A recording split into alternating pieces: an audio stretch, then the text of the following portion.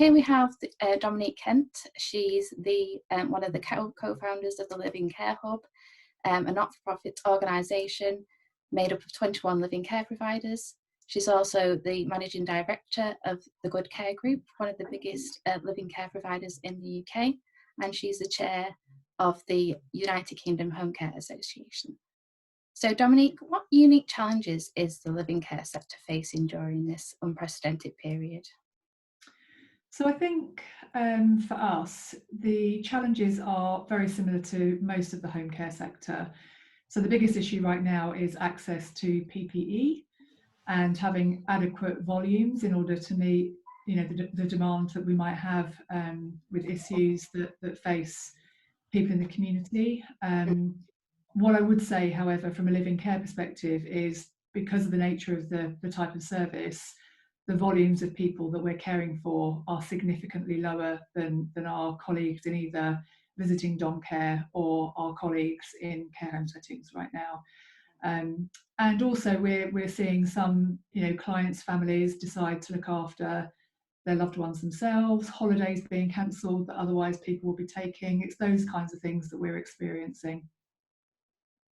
And you recently called for 21,000 people to join the social care sector to ensure care can be provided to those returning home from hospital. How did you reach that figure?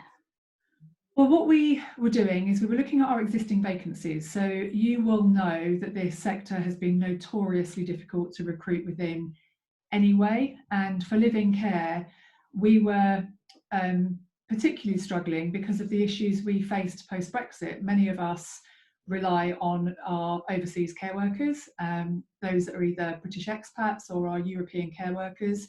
So we were operating in a really challenged sector anyway, but we had our existing vacancies that we needed to meet. And then we also had our projections from both the community, so where we could start to see that some clients might be frightened of having visiting care and wanted to move to live in, and also the potential hospital discharge requirements, and those we see grow every single day. We know that around 450,000 people live in care homes. There are 1.6 million people working in social care. So whilst the number feels quite big, 21,000 is actually quite small. So given those challenges that you're facing anyway, without the added pressures, how confident are you in attracting those people and including the furloughs? We've already started to launch the campaign. It went out a couple of weeks ago. We were lucky enough to get into the Sun Employment papers about a week ago, and that has driven applications that we otherwise would not have seen. So as a living care hub, we've been collaborating for a number of years anyway on recruitment, and we were quite well placed with the technology to capture the applicants, which is seeing a lovely flow of individuals coming through. But put frankly, we still don't have enough. We're looking for more people that might otherwise have potentially stepped up and wanted to be a volunteer in the NHS, that might be furloughed, that want to do something meaningful and that can make a difference. The living care sector is so well placed to support individuals who need around-the-clock care and who otherwise would be in a care home. So, and we also know at the moment for many, the idea of being in a care home is quite frightening, with the number of deaths climbing at the volume they are. This is a great opportunity for people that might have otherwise wanted to come into this sector to do so in quite a safe way. Okay, and how long will it take you to train those people once they come on board, whilst meeting the standards as well? Yeah, of course. We take the training incredibly seriously. All of the providers within the Living Care Hub know how very important it is to not only meet the regulatory requirements of training, but also to make sure that these individuals are a good fit for this kind of work. Working in a living care setting is different to working in a supervised environment. So in answer to the question, how quickly? Well, if an applicant can get their paperwork together and all of the stuff that's required within our legal and regulatory framework, we can do it as quickly as within 14 days, and in some cases less. Most of us will be asking individuals to come and join a residential training program, and we're managing that very, very well with the criteria around social distancing. And a number of us have also taken some of our courses online, so still live courses, but online as well. All of those meet the regulatory requirements. In fact, in most cases, we exceed them. Competency is still assessed. We are still ensuring we've got the right type of people coming into our businesses. So all the normal stuff that would apply through a recruitment process is as important, if not more so, as we seek to drive the volume that we require. Okay, so it seems that the default position for an NHS trust is to discharge elderly patients to a residential or nursing home. Why do you think this is the case?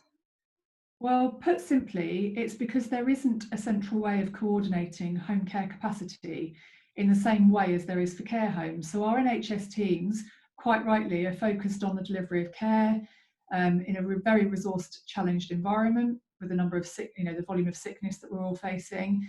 And they need a really simple way to access capacity. And that doesn't exist for home care. We're working really hard to influence the change around that. However, for living care, the hub and the collection of providers within it are ready to step up and be able to create that capacity planning, daily if necessary with the NHS in order to get people home. Mm-hmm. And what do you make of the government guidelines that say that care homes must accept people into their homes with COVID-19 symptoms? So I think this is a really tough ask for care homes, as they are quite rightly concerned about the spread of infection, and that's what we're seeing. Whilst wanting, they're wanting to care for those in need, and often the residents they've loved and looked after for many months or indeed, possibly years. And we have to be able to protect homes that are currently infection-free. So for me, there's got to be a way through this, and the only way through this is by all parts of the sector coming together. We need a coordinated approach. We need to help each other in a way that's safe for everybody and protects our care home colleagues, the clients and residents within those care home environments, but also the individuals working there too. And I firmly believe, actually, if we came together and really thought creatively, we could achieve a better outcome for everybody. So do you think that's the way we're going to, convince those discharge teams to confidently discharge patients back into their own homes? That's what I'd like to believe. I'd like to believe we could get our discharge teams thinking a little bit differently. I think the fact that we even have to convince them, in itself is quite disappointing. This service really is a no-brainer. Across all of the clients within the Living Care Hub, we've just had 3 confirmed cases of coronavirus, and that's versus I think 1,000 was reported in The Guardian, and I think today that figure is being muted at around 2,000 cases. So if we can get one trust who is willing to try and work with us, I think we can prove the concept quickly. The challenge we've always had with living care is it's not particularly well known about. If it's ever going to step up and be a part of the solution, the time is now. Okay, thank you. Do you think that given the current situation, discharge teams will come to realise that living care is the best solution? I really hope so. Given a choice, we know that 97% of people would choose to stay in their own homes. And we know at the moment, this is where people do feel safest. I know that from my own family experience. Living care is not just a sensible option, but we know that it helps to prevent a number of the reasons our elderly population would normally be admitted to hospital for anyway. Our carers are really well placed to monitor the signs and symptoms of infection, to get intervention or support from our local GPs in a way that keeps them in their own homes and doesn't cause a hospital admission. We know within the Living Care Hub from the research we did that we published earlier this year in our Better at Home report that we make a difference where things like falls are concerned. There are half as many hip fractures in living care versus a care home setting, for example. So, if we can get our teams to see that actually get individuals back into their own home, they may only need living care for a week or 2, they may need it for longer, but actually this is a great opportunity to get people home safely in their own homes, back into their own communities where we know people do better. So yes, I would really hope so.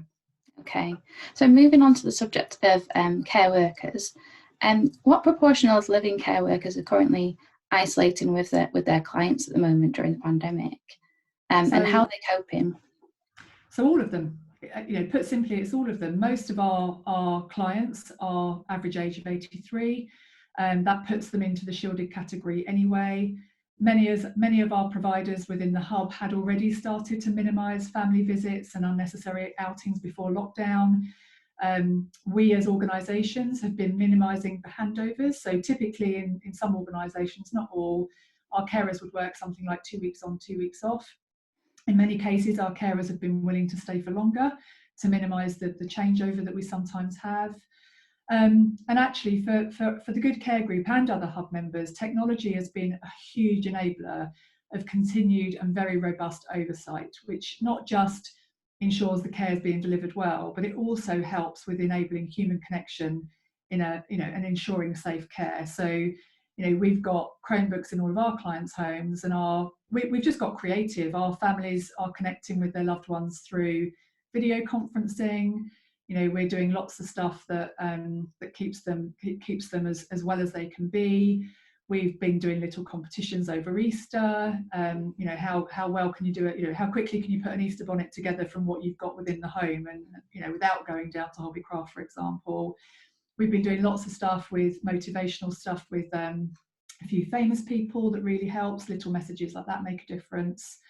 And on the whole, actually, our clients and their families are coping really, really well, and that's because communication has been kind of top of the agenda, and doing that well, I think, through this crisis has been absolutely critical. It must be, yeah. Okay, so as chair of the United Kingdom Homecare Association, what are your main concerns for home care providers right now?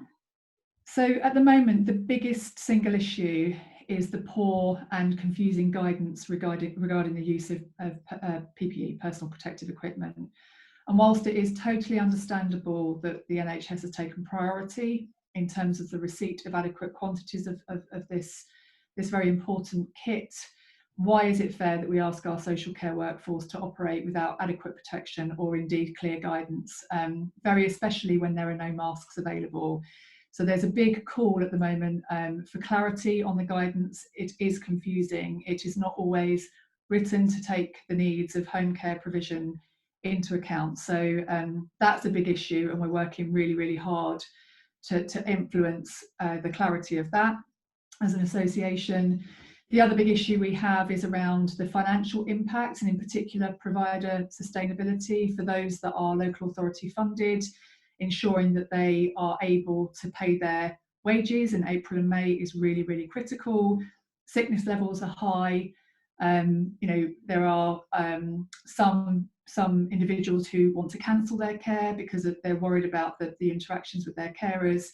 So local authorities and how they support providers is absolutely crucial, and it can't just be through an increase that meets just the NMW impact. It has to be beyond that. So, the local authorities really need to support our home care providers in all costs related to COVID-19, and not just the ones that would have come along anyway.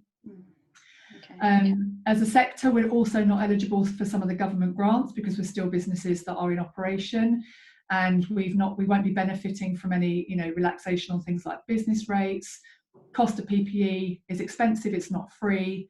Many of our staff are shielding, sickness rates have gone up. The support with SSP often isn't, most of us don't meet the criteria, so therefore there's no support there. So there's a lot to be, there's a lot to be done within the UKHCA to influence the right decisions by the department to ensure that our businesses can be, sustainable as we move through this pandemic.